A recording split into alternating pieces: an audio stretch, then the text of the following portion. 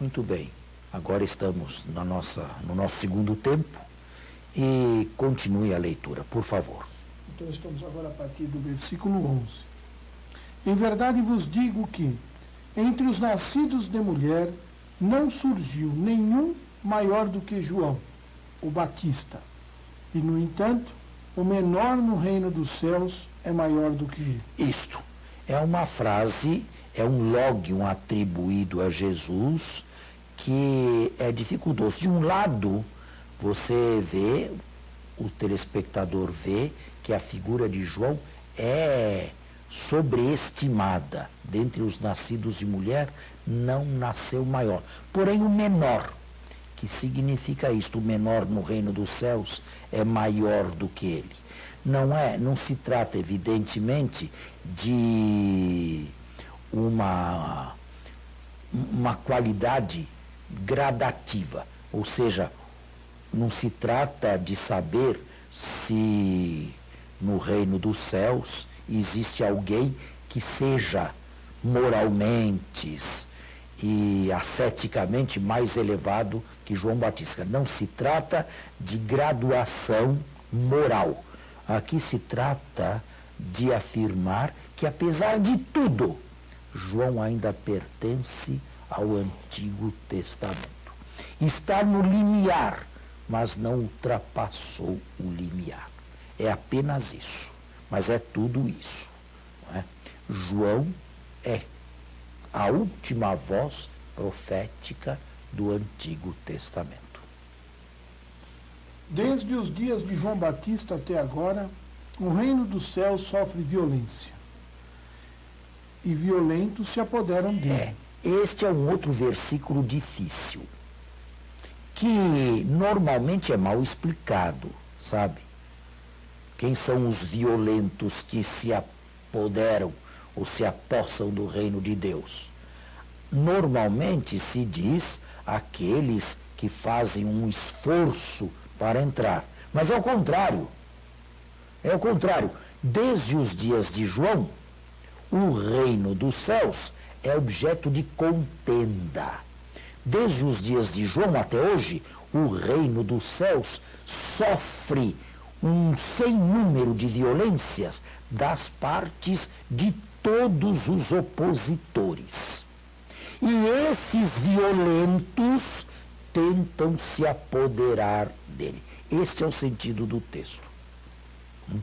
Tentam, de alguma maneira, esses violentos, abafar o reino de Deus, não permitir que ele se divulgue, não permitir que ele cresça. Esta é a violência que sofre o reino de Deus, ou o reino dos céus, desde os tempos de João. E os violentos são aqueles que não só não entram, mas impedem os demais de entrarem. Porque todos os profetas, bem como a lei, profetizaram até João.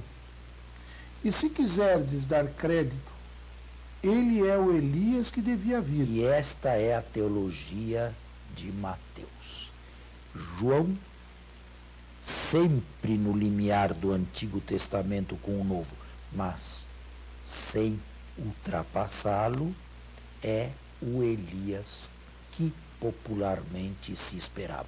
É claro que esta última identificação de João Batista com Elias terá sido feita depois da morte, tanto de Jesus quanto de João Batista. Quem tem ouvidos, ouça. É o que o evangelista Mateus, juntamente com o evangelista Lucas, nos apresentam. João é o Elias redivivo, o Elias esperado. E agora, nós entramos para uma terceira perícope. Esta aqui é mais polêmica do que as duas primeiras. As duas primeiras, bem, a primeira, sobretudo, tratou de uma dúvida, até certo ponto, compreensível do Batista. Mas agora, a perícope que começa em 16 e se conclui com o versículo 19, é uma perícope mais polêmica. A quem vou comparar esta geração? Ela é como crianças sentadas nas praças a desafiarem-se mutuamente. Bem, em primeiro lugar, esta geração, isto é, a geração dos judeus da época de Jesus. É um tom um tanto polêmico. Sempre que Jesus se refere aos compatriotas como esta geração, não é coisa boa que vem. Nós vos tocamos flauta e não dançastes. Entoamos lamentações e não batestes no peito. A dificuldade deste versículo aqui é proverbial. Nós tocamos flauta e vós não dançastes. Nós entoamos lamentações e não batestes no peito. Bom, a ideia geral é clara. A ideia geral é clara. Esta geração se comporta como crianças caprichosas na praça. Dois grupos não se põem de acordo em nada. Um grupo convida o outro a dançar alegremente e o outro se recusa. A seguir, convida o contrário a fazer lamentação, a fingir um enterro, um certo funeral, e também não são atendidos. Agora, todo o problema está em se aplicar este versículo aqui. Quem é que tocou flauta sem que os outros dançassem? Lê o versículo 14. E se quiserdes dar crédito... Não. Versículo 18, desculpe. Com efeito veio João que não come nem bebe e dizem, um demônio está nele. Bem, mas se João é um asceta, não come nem bebe, vive uma vida de austeridade, como é que tocou flauta e os outros não dançaram? E a mesma coisa na segunda parte, entoamos lamentações e não batesses no peito. Lê o outro versículo. Veio o filho do homem que come e bebe e dizem, eis aí um glutão e beberrão, amigo de publicanos e pecadores. Está aí, é o contrário. Veja, quando se trata de aplicar o provérbio, a aplicação é feita contrária. O primeiro deveria ser Jesus e o segundo João Batista. Percebe a dificuldade do texto? Como é que nós encaramos esse texto aqui? É possível imaginar e refletir, concluir da seguinte maneira.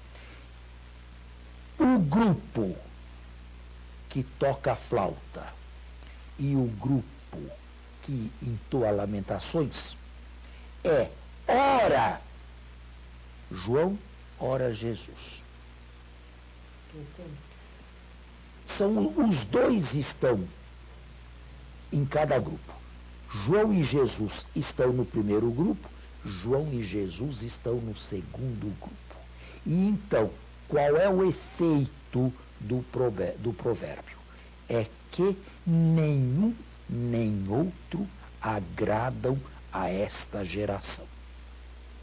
Nem João, com o seu ascetismo impressionante, agradou, e nem Jesus, com a sua amizade, com a sua benevolência e com o séquito que fez dos pecadores, não desprezando até mesmo convites para tomar refeição em casa deles. Ou seja, os dois enviados de Deus, cada um à sua maneira, desagradou a esta geração. Então significa o que isto? Que esta geração não soube colher o Kairos, o momento de Deus. Nem com João, nem com Jesus. Perderam-se irremediavelmente.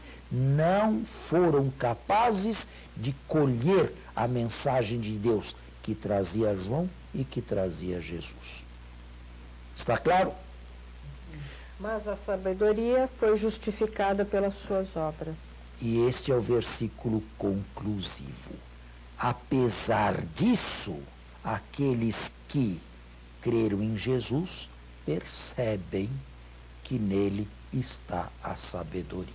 Isto é, a sabedoria Jesus é justificada pelas obras que realizou, os milagres de que já falamos no passado, apesar deste julgamento severo por parte desta geração, que se tornou como crianças caprichosas, que baniram tanto um quanto o outro. Bem, e agora vem outra perícope polêmica. A polêmica está nos versículos 20 ao final do texto a 24. Mas o nosso programa está no final e vamos deixar isto para a semana que vem. Muito obrigado.